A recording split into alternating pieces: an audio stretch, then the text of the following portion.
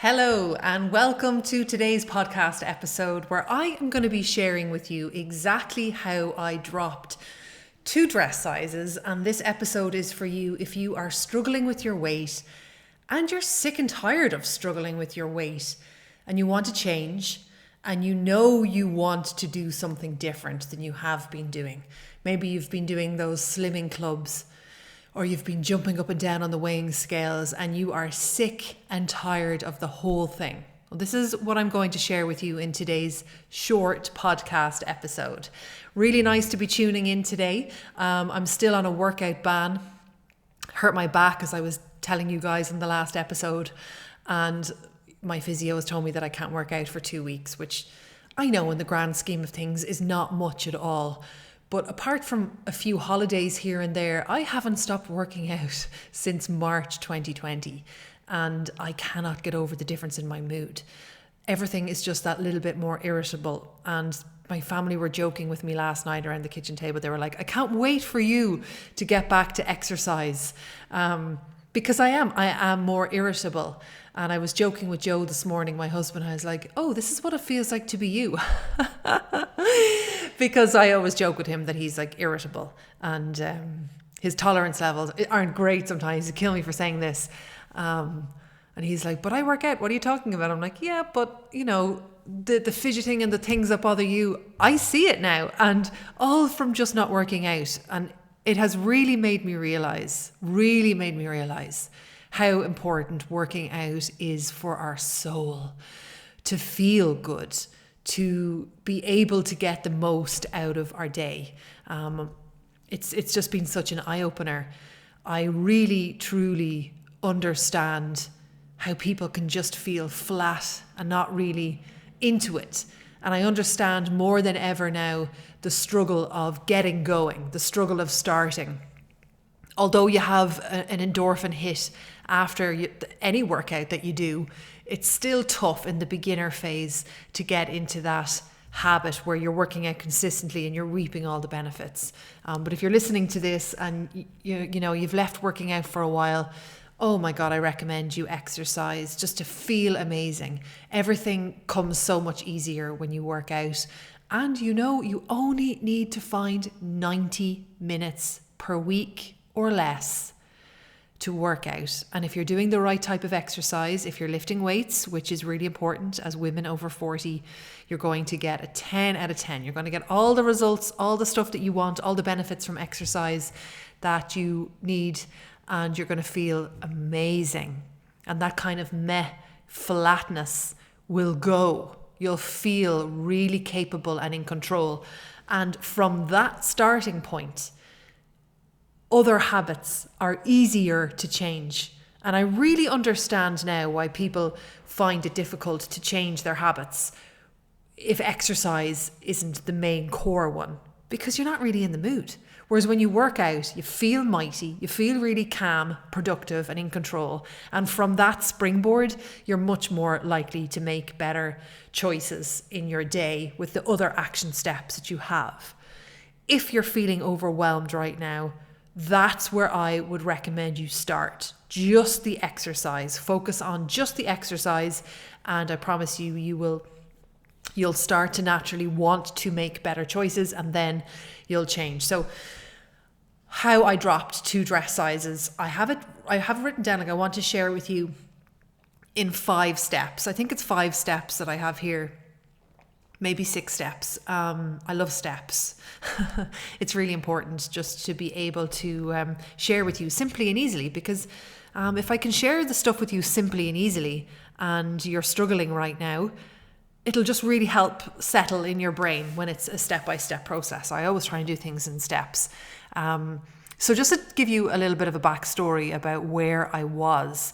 So I have been 3 stone overweight, or about 2 dress sizes overweight. I was a massive drinker, meaning I drank to get drunk every weekend. On Fridays and Saturdays, I would just drink to excess. I felt bloated, really bad in myself.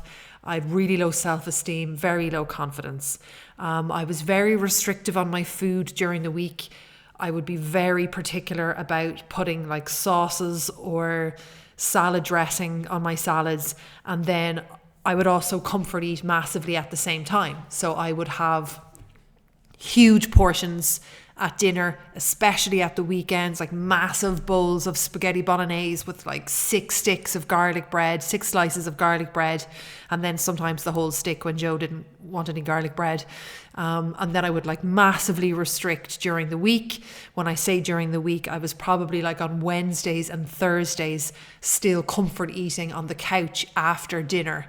And then I would just go crazy at the weekends. My clothes were really, really tight. My face was red and puffy and bloated. And I felt really bad in myself. I felt very anxious. I felt very stressed out all the time. I was very serious, not much fun in my day-to-day life. I lived for the weekends.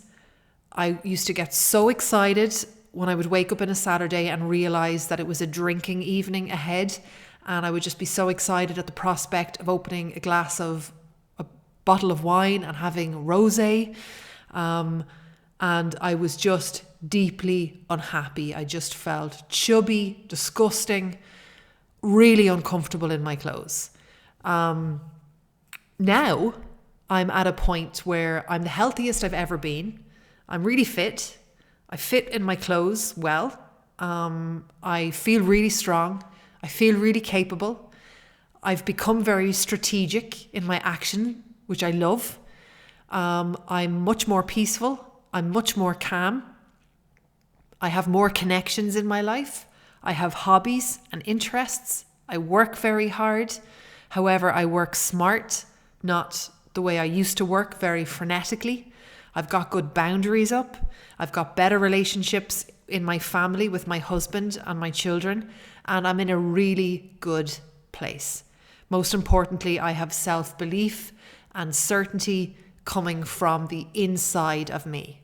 When problems occur, I mostly am able to turn inward rather than what I used to do, which was to turn outward. And I credit these 5 steps as to how I was finally able to drop 2 dress sizes.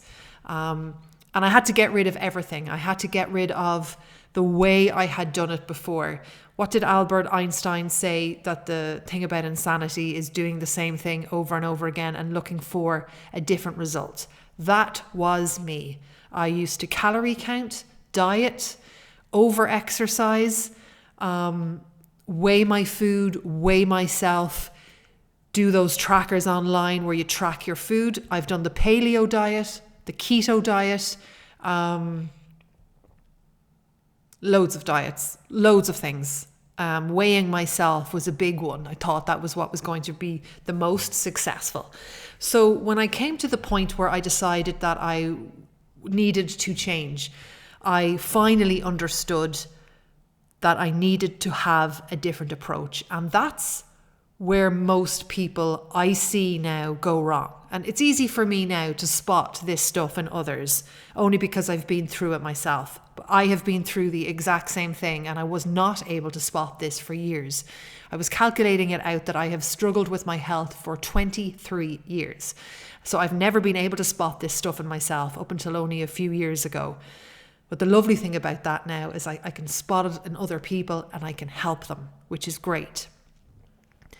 Starting a fitness program or deciding that you're going to get fit and healthy, or that you're deciding that you're going to lose weight, and not being confident enough and being scared in doing things a new way and having a different approach is something I see a lot of people do, and it's what holds them back. And I see new members coming into my Thrive coaching program really scared that they're about to approach this a different way, and they are very afraid to drop what they've been doing, even though what they've been doing hasn't been working for them.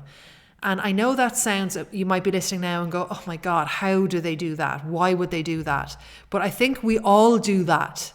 It's just easier to spot in other people. We all attempt to do the same things over and over again and look for different results. We're very routine and we're very structured people, and we tend not to break out of what we're doing. However, we do need to. I have a new client recently and she knows who she is. She contacted me recently and just to tell me that she was so scared that I wasn't going to be like tracking her food and getting her to calorie count, that she was really scared because that's all she's ever known and that helps her feel in control. And I totally get it.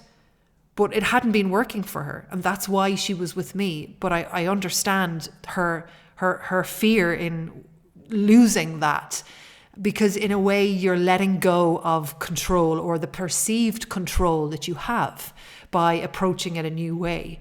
So if you're listening to this now and you are doing the same things, like you're jumping up and down on the weighing scales hoping for a different result, or you're going to those slimming clubs that get you to stand on a weighing scales, which is just so wrong, or you are dieting, I want you to know, like, none of that is going to bring about real change in yourself. You might muster up all the willpower in the world that will temporarily make you lose weight. However, you haven't changed in the process. You've just lost weight. So just bringing it to that simple goal of weight loss, which is so huge in itself. I mean, to lose weight and consistently keep it off means you have had to had a full lifestyle change, and you had to change as a person to lose weight and keep it off, and change all your habits. When we change our habits, we change, we become a different person. And it's through that beautiful change period and blossoming out to this new person is where the beauty is. And jumping up and down on a weighing scales for 12 weeks and just trying to track your weight loss to hit an end goal, to lose it all again, is not the ideal outcome. You haven't changed, you haven't grown. So number one, the very first thing that I did, I changed, what had to change in me is that I had to really understand what consistency meant. And up until the point I decided to change, I was confusing consistency with perfectionism. And I see this a lot in my members as well, my new members, my lovely dear new members, who also confuse consistency with perfectionism. And maybe you do this too, that you see somebody consistent and you think they're perfect at what they do. And I had to come to realize that consistency allows you to take action and learn from your mistakes. It's a journey with ups and downs. However, you keep moving forward until you reach your destination. So when you do something regularly and turn it into a habit, you're consistent. But people watching you might think you are perfect. So really, perfection lies in fantasy land. Being perfect means the absence of any flaw. However, that's what most of us try to do when we're starting to lose weight or starting to get fit. And I see new members do this at the beginning of my Thrive coaching program, is that they try to do everything perfectly. And then when they can't do something perfectly, they go to zero. So they go from 100% to 0%, effectively repeating their all or nothing mentality that they had when they started. This mind of absolutes, it's 100% or it's nothing. That is not consistency. Consistency is showing up for yourself and doing the things you said you were going to do 70 to 80% of the time. It doesn't mean 100%. It means that most of the time we're showing up. And when we do show up and we do the action steps that we committed to, even in that, we might be consistent in how we do it, meaning we're not going to be perfect in how we do it. So we're not going to all the time show up to what we said we were going to do. And the things that we're doing, we're also not going to be absolutely perfect in them. So for example, we might commit to doing 3 workouts a week for 1 month. And 2 of those weeks, we might just do 2 workouts. And 5 of those workouts, we didn't do very well. We were knackered, tired, and we just went through the motions. That is consistency. or deciding that you're going to eat healthy and limit your junk food until the weekend, and saying you're going to do that for 1 month, and managing to do it 3 to 4 days out of every week. And in those 3 to 4 days, they still weren't perfect. Like, that's consistency. And it's building on that. And that's the missing piece of the puzzle that was missing for me. That I was confusing perfectionism with consistency. And once I understood that consistency was about just showing up often and embracing the struggles and being able to get back on track, I opened the doors for change. I opened the doors for change. There was many time in my journey to dropping 2 dress sizes that I didn't show up to my workouts, that I comfort ate during the week, that I had committed to healthy eating and leaving my treats to the weekend. And there was many weeks where I comfort ate on Wednesdays and Thursdays. There was many weeks where I had way too big of portions. There was many days where I didn't show up to my workouts. However, I did show up to workouts and I did commit to eating healthy, and sometimes it worked out and sometimes it didn't. But on the journey of becoming more and more consistent, I changed and I grew. And I must say that has been the biggest change for me in helping me drop 2 dress sizes. Number 2, I wrote out my avatar. I wrote out the person that I wanted to become. So I had it in stone. So I changed from saying, I want to lose weight, to I want to become a fit and healthy person. I want to have more peace and calm in my life. I want to feel good most of the time. I want to live in the moment. I want to nourish my body, and I want my nutrition to reflect out through my skin, nails, and hair. I want to look healthy. I want to have more energy. And I wrote out the action steps that it would take for me to get to become that person. I wanted to give up alcohol. I wanted to be a non-drinker. So I had the person that I wanted to become. And I found that extremely motivating, because in a way, when you write out your outcome, which is your avatar, you almost release it. You can let it go. You can let the outcome go and focus on becoming consistent with your action steps. What I find now, what I've seen in other people, is that they stay obsessed with the outcome and they don't focus so much on the actual action steps they're taking in the week. And you see this a lot in weight loss culture, in the slimming clubs culture, not in our Thrive coaching program, in the slimming cultures, in those members groups where they're very big into telling each other how much they've dropped or gained, that they're also obsessed about the number on the scales. But none of them are really kind of chatting about the struggles they may be having with consistency. It's all just very obsessive about the number on the scales. There's big applause when you've dropped a pound. There's silence when you've gained, or there's like this kind of weird, oh, we're all in it together. We're all gaining and losing together. That just keeps you further away from reflecting and analysing on the actual action steps that are going to get you to where you want to be. So when I wrote out my avatar and moved away from focusing just on the goal, it became a massive game changer for me. It led me to a place that I could be confident that I was going to achieve and become my avatar, so confident that it allowed me to almost start to enjoy the journey. Because I had written out my avatar, I knew where I was going, I know where I wanted to go, so all I had to do was figure out how to become consistent in my action steps. And when you don't doubt the outcome, and when you start to believe that it's going to come true, what happens is the self-doubt and the uncertainty get removed. So what happens then is, if you have a bad day and you've eaten loads of shite and you haven't done a workout, you don't doubt yourself, you don't doubt the outcome, you've just had a shite day on your journey. Think of it like these lovely little stepping stones in a river, that the odd time you're going to put your foot in the water and get a little bit wet, However, you've full faith that eventually you're going to be able to step on each of those stepping stones and make it across the river. So when you have your avatar set and you don't doubt, you're going to win. And what I see with very many people is that they let their unhealthy habits make them doubt themselves. So they have a night where they might drink too much or eat too much where they weren't expected, and that puts doubt in their mind, rather than just saying, oh, look, I had a shite night last night, I defaulted, I went back to my old habits, I went back to what's familiar, sure, I know this stuff is going to take time.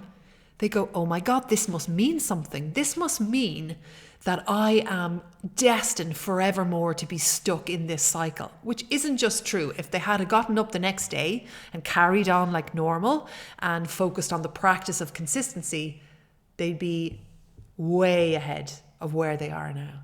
It's this stop-start thing that wrecks my head. And I see it so often with people that they start, they hit a bump in the road, i.e. they had a shit weekend, they overate, or they didn't do workouts, and they take that to mean something rather than just get up on Monday and go and do a workout and eat healthy. And I have been through that exact thing. I used to think that the bad habits that I was doing meant something. No, they don't.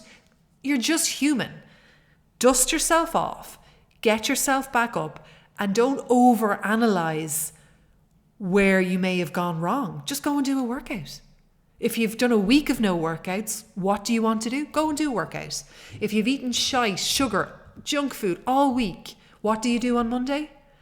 You don't stop and quit and throw your hands up and say, that's it, I'm done with healthy eating because I had a really bad week. Where does that get you? Having to start again. Having to start a new program. Having to gain more weight potentially to eventually hit rock bottom, to have to start the whole process again. Why are we so afraid to get back on track? Or is it that we're afraid of what people might think, like people, our peers and stuff? What is it? Why are we so afraid to get back on track? I don't understand. Let me know. Message me if you're in this zone at the minute. Why are you so afraid to get back on track? I used to be so afraid to get back on track. I think I just used to feel like a failure, so I just didn't bother. But you know you're going to eventually have to go and do it again. Number 3, and I kind of touched on this a minute ago, commit to the end result. So remove things in your dialogue, like in your vocabulary, like I might, I hope, I'll try, I'll see, and just commit. I'm going to be fit and healthy. I'm going to fit really good in my clothes, and I'm going to feel really good. Bang, end of. Commit to that result. Number 4, get consistent with the following things. Rewriting your action steps every week, the ones that you're not succeeding at. Like for 2 years, I wrote on a Monday, no alcohol this week. And then I would drink alcohol. And then the next week I would write no alcohol this week. And then the next week, no alcohol this week. Don't remove the want of the action step just because it hasn't happened for you yet, okay? So get consistent with every week writing your action steps. And every week, the next Monday, looking back over and saying, did I do this? No. Do you want to do it? Yes. Let's go again and again and again until something eventually clicks and you're doing your action step. Get consistent. I had to get consistent at being shite, being a beginner, being okay with turning up to my workouts and feeling so overweight and breathless and disgusting and horrible. You've got to get consistent with that feeling. You've got to be okay and get consistent with showing up as a beginner and feeling like the worst person in the program. And how could you possibly go on to succeed if you're really, really breathless now? But you know all those cool movies. It's always the rock star, the hero that is really unfit or that goes through this huge struggle to come out the other end and win. Get consistent at just showing up at the beginning and picture your avatar and how exciting it's going to be. I'm doing a webinar next week, and I was trying to look back at old photographs of myself. And I could not get over the fact that I was a chubby fitness trainer for years and years and years.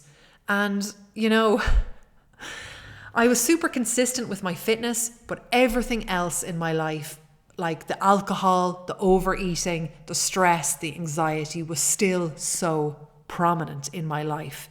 However, I'm so glad that I stuck with being consistent with the fitness, because the rest of the stuff eventually followed, and it will. And it wouldn't have followed for me if I had quit the exercise. So get consistent. Embrace the feeling of shitness and newness that always comes at the start. Embrace it. It's not something to be given out about. You should be really proud of yourself for showing up and putting yourself out there. Getting consistent at getting back on track. We all fall off track. Get consistent with getting back on track. Too many of you are getting off track and staying off track. Get consistent with getting back on track, and know that you're going to sometimes just be off track. But how can you get back on track? There's no secret answer to how can I get back on track. You get back on track by taking action. That's the only way to get back on track.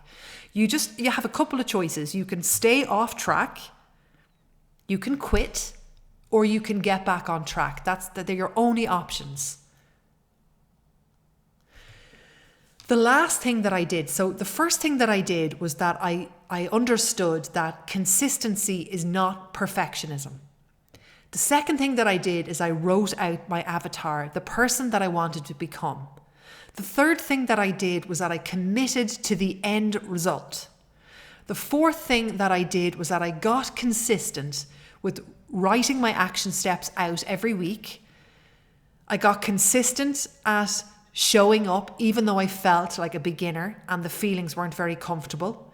I got consistent at getting back on track.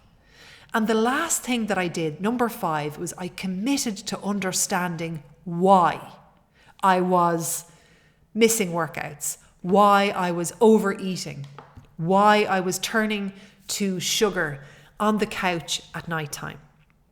And when I finally understood that I was trying to numb out unpleasant emotions, well then that for me, that was the last stone gone. I learned, and I do like a challenge, I understood that I was going outside of myself to numb my emotions. So when I was in a certain mood, I would want to buy new clothes. When I was in another certain mood, I would want to eat. Like there was loads of reasons why I was doing things, unhealthy things. Now every time I get the urge to do online shopping, and I am by no means a big shopper, but still, I've noticed that I want to buy things when I'm feeling maybe uncomfortable in myself or not good enough. I notice that I want to eat when I'm stressed out, or when I've just had a frenetic day. I want to really eat because I feel, well, I deserve this. Whereas what's wrong? Now I sit with that emotion. I've had a frenetic day. Let's unwind here. Let's unwind. Let's have a cup of tea, turn off all the screens, and just unwind and be with myself. And at the start, it's a real pain in the butt. However, you start to get you can start to get enjoyment out of it, enjoyment out of understanding yourself and sitting with yourself. It feels like a new feeling. Like for me, I felt like I was a child learning emotions. No joke, this is what it feels like to sit in uncomfortable feelings. A real revelation, and one that I am really enjoying at the moment, the embracing of feeling all the feelings, not just the good feelings, and then trying to block out negative feelings with wine. Like that kind of culture that you see on the TV, where I see it all the time now, where the woman comes home in her power suit and it always has to be a glass of red wine, you know, because she's really intelligent and really smart, and only really intelligent and smart women drink red wine. That's such bullshit.